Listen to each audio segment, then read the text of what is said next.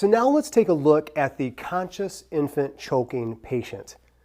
There's a few things that should tip us off that the baby is fully conscious but also fully choking. And that is that their eyes are open, they may be gagging, they're still moving around, but they're not breathing, they're not coughing, and they're certainly not even able to babble, or if they're able to speak, they're not saying any words.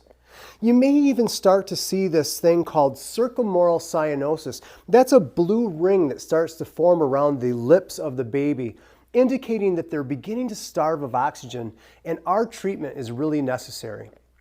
If you have a bystander nearby, it wouldn't be a bad idea, and it would certainly be in the best interest of the baby if you had them call 911 and get the ambulance on the way. If you didn't have anybody around, you could certainly call 911, but I still think it's in the best interest of the baby for you to begin doing the treatment first and wait until the baby goes unconscious if it's up to you to have to call 911. So what we're going to do is we're going to remove this onesie so that I can really show you the landmarks that are important as we begin to demonstrate the skill related to getting this obstruction clear. I'm going to place my thumb and forefinger over the cheekbones of the baby's face, supporting the head and neck, letting them rest on my forearm while they straddle my bicep.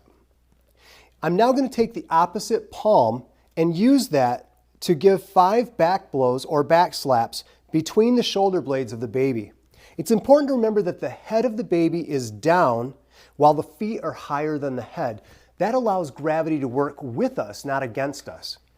5 back blows, 1, 2, 3, 4, 5.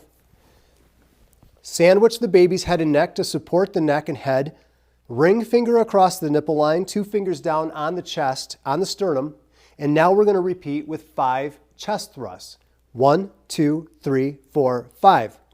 If the baby did not get rid of the obstruction, and indicating that with breathing again, coughing, gagging, starting to try to cry, we're simply going to repeat the process. We're going to sandwich thumb and forefinger over the cheekbones, flip the baby back over, face down, straddling our bicep, and repeat with 5 back blows. 1, 2, 3, 4, 5. Turn the baby over, ring finger across the nipple line, 5 more chest thrusts. 1, 2, 3, 4, 5.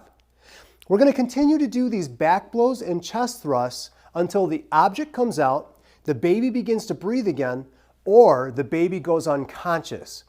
If the baby goes unconscious, it's at this time that if we haven't done it already, we call 911 and get an ambulance on the way. If the baby does go unconscious, we then move into the unconscious infant choking procedure. But it's important to note that when we're doing the back blows and the chest thrusts, make sure we don't let our arms sag with each of those compressions or back blows, as when it sinks down, it diminishes the effect of the actual chest thrusts that are forcing the air up the trachea to pop that object out. Keep in mind that this is about 80% effective when you do the chest thrusts and the back blows. It's an extremely effective procedure, and it can work really well if you run into this type of situation.